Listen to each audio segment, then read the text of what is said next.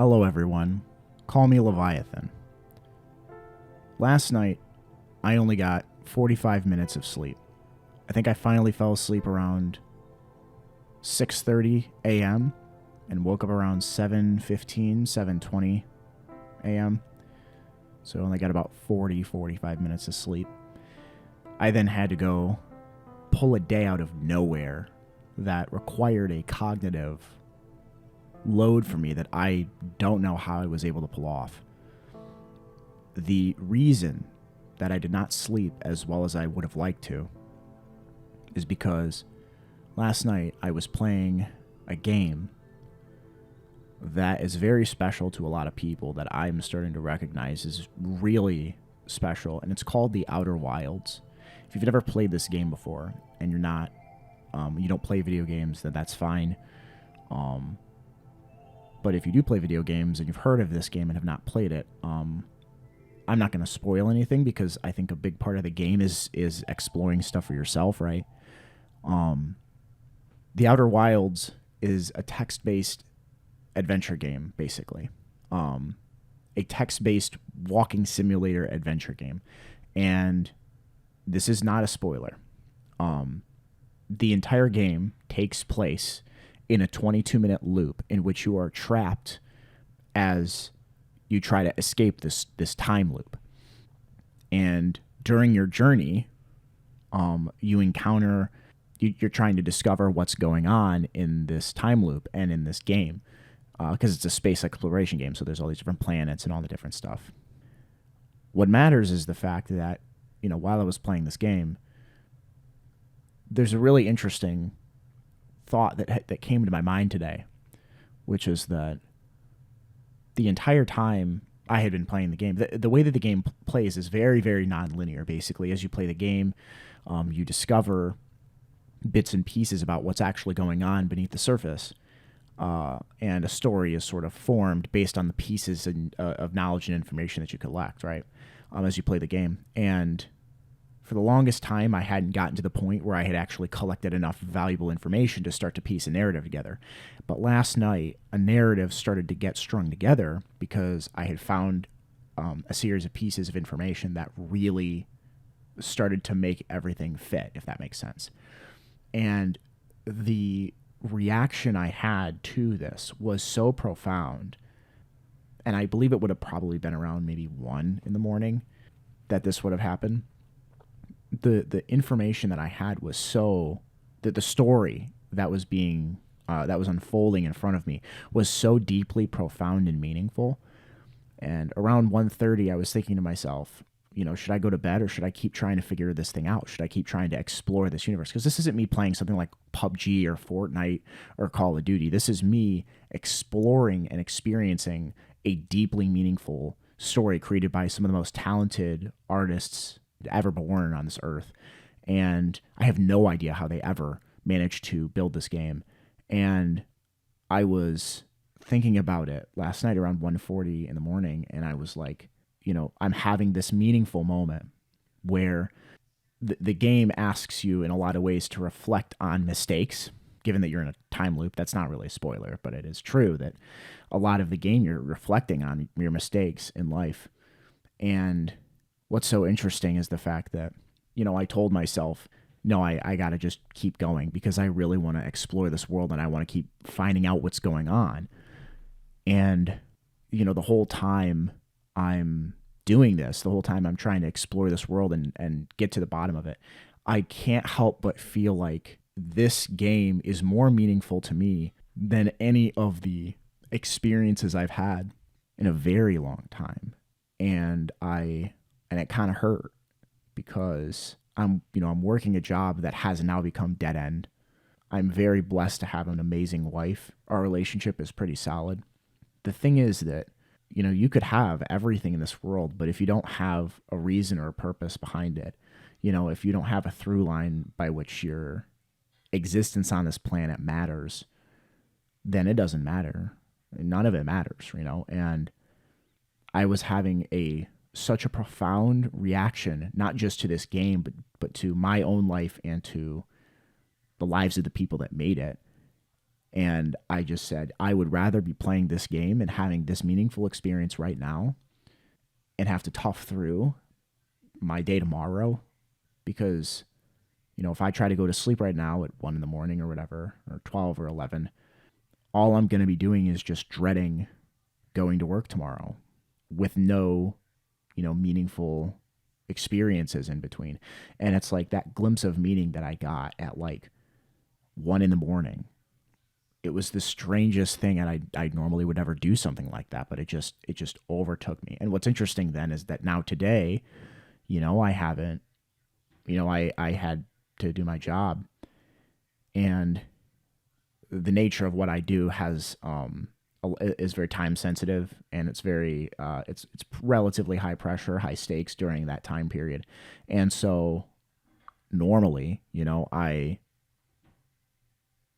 what I kind of noticed today, having had not gotten any sleep, like I slept like 45 minutes or whatever. I've done this before. I mean, like I pulled all nighters, but I was really trying to reflect on my day with no sleep after having had such a meaningful experience the day before, or I guess the morning before, night before. And I couldn't help but feel how numb I was, like I know that the effects of sleep are like we need to sleep as human beings, but I think a lot of us at this point in life are just numb. Like I just kind of think that we kind of learn to numb and drown ourselves out from pain and from suffering and from meaninglessness. Like you go through a life and it's meaningless, and meaning that there's no reason for what you're doing. You're just doing what you need to do to survive. But in a way that is going to not pay off in the future. Let's say financially. You're doing a job that isn't going to remotely help you save for time. You can barely afford to live. That kind of thing. And I think it's so interesting that we've learned to numb ourselves, with all sorts of things, with like drugs and video games and food, lots of food, and all sorts of different things. And it's really a shame because you just kind of feel like you're asleep all the time. You just feel like you're sleeping. When you're awake, you feel like you're asleep. And like, I don't know if it's a generational thing. I don't know if it's a new thing. I don't know. Maybe, I think we've all heard the phrase to, suck it up and deal with it, and stuff like that. But we've hit a point in society where so many problems have been solved. Not all of them, but we have solved the most problems in society ever today than in the rest of human history. We have air conditioning and medicines and antibiotics and vaccines and, plumbing and food and water. And yeah, it's junk sometimes, most of the time. And yeah, not everything's perfect, but we've hit a point in life where we have the ability to actually stop and reflect for the first time. And it's like really hard because we're now hitting that point where it's like, I don't know. I just feel like it's very tragic because I'm just one person, but it's very tragic that people are going through their life numb, and asleep when they're really awake. And it's hurtful, and it sucks. And I don't have an answer for it because I don't understand what we're supposed to do about that. The feeling of even now I'm barely awake because I've been awake for nearly a day and a half with a nap in between.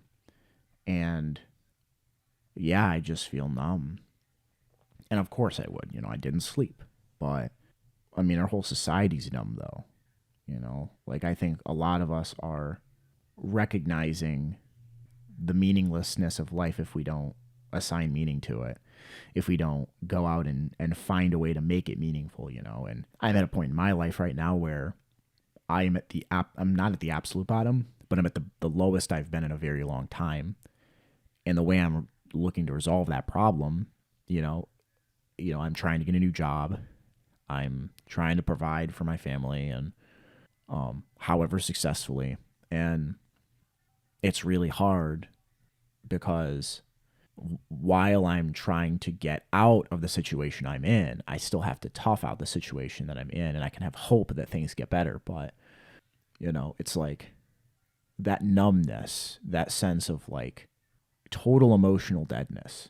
Like, I just don't care what happens to me. I don't care if, I'm in a plane and the plane goes down, I don't care if, and it's kind of impressive actually, because I was able to have conversations today that I normally wouldn't, because I didn't have the anxiety that I would normally have, which is really interesting. So I didn't have that sense of, I just didn't care. I didn't have that sense of, well, what if they think this about me? What if my, my hair doesn't look right? Or what if my, they think I smell weird or so. Like, I didn't have these anxieties because I was just so numb. But at the same time, I couldn't feel any of the reward for having the good conversations that I did. I was just like, yep, that's what I'm going to do. And when you have a numb society, people stop fighting for what they believe, and they stop fighting for what they want, and they stop dreaming, because numbness, to be asleep when you're awake, that sense of numbness is like total emotional deadness. It's like a modern day self-termination exit strategy, if you know what I mean. And sometimes, environmentally it happens to us, and sometimes we're taught that that's how the world actually is, and I don't know if that's how the world is, but it's really hard to wake up sometimes from the numbness, especially if you're in an environment where you just can't, you're stuck. If you're in an environment where, this isn't me, fortunately, but you're living in a house with a bunch of roommates that totally trash the house, and, your environment is a reflection of your mind, right? And so, you leave your bedroom and all of a sudden the roommates that have trashed the place have, you cannot get a footing on anything. The sink smells like rotten, disgusting, week-old chicken, and the trash hasn't been taken out in a week and a half. And you don't want to do it because it's the other guy's responsibility. And so you just go, well, I'm just going to not worry about this. And when you come home, it's still there and everybody avoids it because it's so bad. And there's, reeking rotten eggs in a Tupperware container that haven't been touched in a month, and so you don't even go in the fridge anymore because you don't know whose responsibility it was, and you end up with this terrifying, just dead perception to your environment. You're like, even if you wanted to clean your environment up, you couldn't, and so you're just numb, and that's me in a lot of ways. It's certainly me at my job. I work in a job where I was promised things. And I was very naive to assume, especially given the nature of the connection through the job. It wasn't just a random employer. I knew the employer. They decided that they were going to go back on some things, and, they twisted words in ways that I was really not a fan of. And, and I have sort of gone numb to them. I feel like there's this sense of like, I don't care, but it's not about I don't care. Like, I don't care. It's more that like the consequences for my actions, like I'm detached from the consequences of my actions, because I couldn't possibly have emotions about this anymore. I couldn't, because they're not going to do anything. They're not going to solve my problem. They're just going to hurt, It's like, you're going to have frustration and pain and anger about something. And so you just choose to accept it almost, but it's not true acceptance. It's just choosing to bury all of the things that that would help you tough it out, and you just become just a husk. You're just a walking skeleton. You're just not a person anymore. You're whatever's left after you kill that part of you. Our whole society is asleep. And, we believe that things are going to get better, they're going to get worse or whatever. But I think it's interesting how little it takes to find meaning. Do you know what I mean? Like this little old video game on Steam that costs $19 that I've had in my Steam library that I didn't finish for like 3 months, that I just happened to play again, that I sunk 20 hours into. That game was capable of providing more meaning to me than weeks and months, at a job that, doesn't care about me and just cares about itself. And of course, it's an organization. That's how it goes. And I'm not trying to pretend that like we should be having these big, insane, emotional experiences every day at work. That's not what I'm saying. I'm just saying that the sense of meaning, the sense of I'm happy I'm here. I'm happy that I'm in this moment and I'm experiencing this. It's like those moments are actually, they're so available for us to have. I think it's just so hard for us to be, it's not even that it's hard for us to find them, but I definitely think that it's very challenging for us to find them when we're numb. I chose to play the Outer Wilds because I think I saw some YouTube video about it or something and said, I'll give that a try, but I wasn't actively going out of my way to have that meaningful experience, and it just showed up. I was like, what's all the fuss about? Everybody loves this game. I don't understand why. And then I was like, oh, wow, this is why. This is one of the most profound moments I've ever had in a video game. And the people out there that are feeling numb, because they feel they need to protect themselves or they feel that they are stuck, I am right there with you. There is no way. And it's crazy because I sort of wonder if the numbness comes second, so let's say you think about it like this. Let's say that you're super, super lonely and you really want, a girlfriend or boyfriend, and it's just eating you up inside that like you just want that physical affection. You just want one good conversation. You just want to get coffee with somebody. You don't even need anything that big. It's not a life-changing, earth-shattering moment you need. You just want some connection. And despite every attempt to get that connection, it just doesn't happen for you. But it doesn't just not happen for a couple days or weeks. It doesn't happen for months, for years. Don't worry, I had that. So I'm very, very familiar. And so you decide to sort of destroy a part of yourself. You're like, I'm not going to let myself be vulnerable like that anymore. I'm just going to let that part of me go. And you just stop feeling. You say, I can't have the thing that I want to have. I can't have that relationship. I can't have that friendship, that camaraderie, that joy of that happiness that all these other people seem to have. I don't get to have that. And you have this sort of weird pseudo acceptance, because it's not really acceptance. It's just this weird way of like perceiving time almost. It's like you perceive time as me, lonely, sad, and depressed in this moment. This is how it's going to be forever.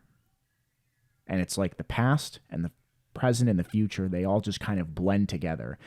And you're like, this is it. This is the rest of my life.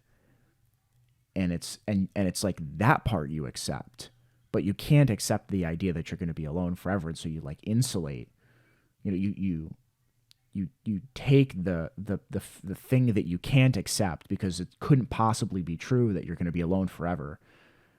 And you put up the wall that says, this is me, when in reality, you really don't want it to be you. And then you sort of abandon that which you abandon that part of you that hopes for things to get better. You just go, well, silly me. I thought it would be this way or that way, and if you had to ask me what I was numb to, what I'm asleep to, it's just the people that have lied to me. I just don't trust people the way I used to. I really just don't. I just don't anymore. And I haven't always been a good person, I really struggle to hold up my end of the deal when other people don't hold up their end of the deal. I really got to be honest, I do. I really struggle with that because I commit myself 100%. And when someone drops it a little bit, I go, oh no, not like the last 20 people, not like the last 10, the last 5, the last one who really hurt me, you know? And so it's really challenging because me not trusting people, you know, it's like if somebody offers me a job or someone wants to work with me or someone just wants to hang out with me or talk to me and stuff, it's very hard for me to have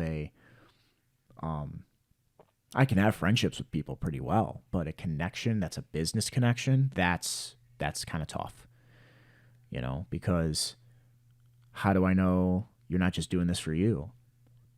Because you are doing it for you. You know, if you're a business owner and you want to work with me, you just want to make money. And so do I. But how do I know you're not going to just take advantage of me, you know? And so when I meet people, I usually give them the benefit of the doubt. I give them 110% of me. You know, I invest what I can and I do the best I can. And when my expectations for how it's going to go become violated like that, I go, oh, you know, and it's exactly the same as a regular betrayal, you know, in a relationship where it's like, not only is this person not, you know, this person, the situation, this organization, this relationship, not only is this not what I thought it was now, but it is retroactively not what I thought it was. It's never what I thought it was. I thought it was X. I thought we were X. I thought things were going to be X, but they were actually Y the whole time. And then how does that make me feel about myself? It makes me feel like, oh, I was duped. I was foolish for trusting the person or the organization or the people. And so why would I risk having my emotions be hurt, having my feelings be hurt in those situations? You know, instead, I'm going to do the best job I humanly possibly can for me so that I grow as a person. But I'm not going to put my feelings on the line for somebody that doesn't care about me. You know, an organization that doesn't care about me. I'm not going to put my heart and soul out there for them to stomp on it, you know? And that betrayal, which I'm very well versed in, I mean, that's a whole nother topic for a very, very long episode later or something. But for me, betrayal is what numbs me. Betrayal puts me to sleep, I would say. I don't do well with people lying to me and being dishonest with me, you know. And I'm not the only one. And more importantly, that's not the only thing that puts us to sleep, you know, where we forget, oh, it's been 3 months. What the heck? It was just fall. And now it's snowing. What? Where'd the time go? Well, I was dead inside. It's like, oh, that's where I was. I hibernated emotionally. And for the first time I woke up and realized that I did that. And it's like, oh my gosh, you know, and it hurts because you're like, I wish I could have more meaningful experiences, you know.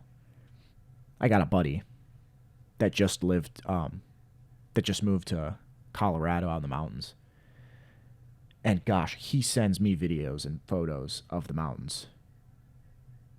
And like, that's the kind of thing that makes me go like,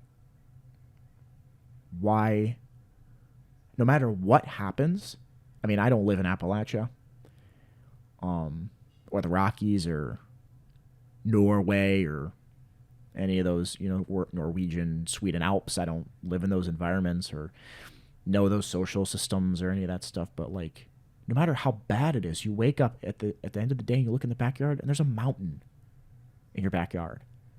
There's a mountain that is billions of times bigger than you, which makes you not only feel small, but it helps you appreciate how big life can be.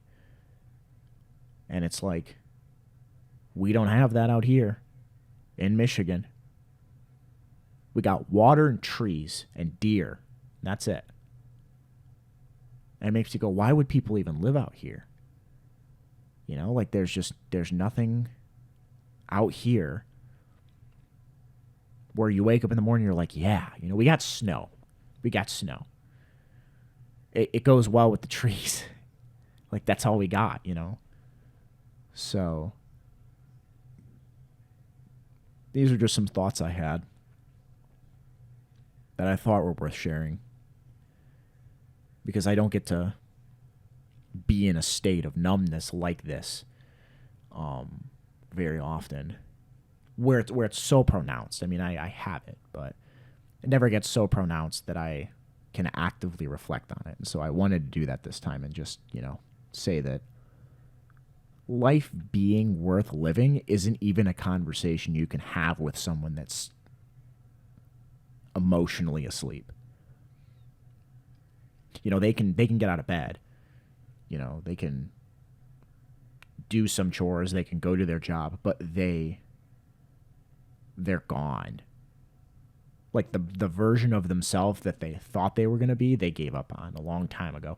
Or they haven't given up on that person yet, but they have no idea where to even start. They have no clue on direction, on goals. Like myself, I don't know what my next opportunity is going to be. I don't know where my next job is going to take me. I don't know how my career is going to go.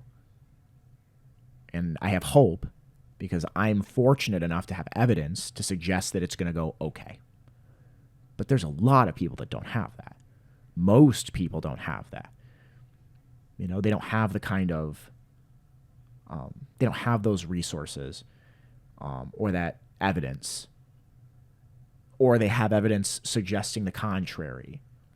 They had one bad interaction or one bad experience, and now their life's ruined, and they can't find, there is no hope, or they have evidence to suggest that it's over, and they can't start over, and there's nothing left. So what do you do when you're numb? You look inside and you figure out what happened, and you figure out why that thing happened to you, and you figure out whose fault it is, and you think through how you feel about what that person did to you, or what those people did to you. And for me, what I'm doing is I'm saying, I'm not going to let people like that ever stop me from becoming who I want to be. And that scares me to death, because that means that I've set stakes with myself. I've set conditions for failure. And one of my biggest fears ever is failing. So I don't know what's going to happen. I don't know if I'm going to be successful or not. I don't know what's going to happen in my life. But I reflect very often on the people in my life that have changed their mind on me. I've made big decisions for people, and they've said, well, actually, you're not really worth it. After promising me, not even promising me anything per se, just suggesting. I'm at the point now where I don't trust the world, but not in some hardened criminal sense, more in the sense that's like my entire relationship with reality is so disjointed and chaotic that I go out with basically no expectations into a lot of things, including the unknown, which I just talked about. And I do this so that I minimize the chances of pain and suffering, but also so that at any moment's notice, I minimize the chances that there will be long-term suffering and betrayal and pain there, and so that I can take the steps to do the next thing. You can be betrayed by more than just people. You can be betrayed by an expectation you set of the world that has nothing to do with them. You can believe that things are going to get better based on evidence that has nothing to do with somebody telling you that it's going to get better. You set expectations for the world or for something based on evidence. And then, it turns out it's not true. Okay, well, my incentive to set those expectations going further goes down. If I find somewhere to work, or I found a relationship to be in or something, and I go, man, maybe this is going to get better, it's going to get better. You know, I tell myself that. I tell myself it's going to get better. And then it doesn't. Who betrayed who? I betrayed myself. So who's to blame? Well, me. So then, can I trust myself? Well, no.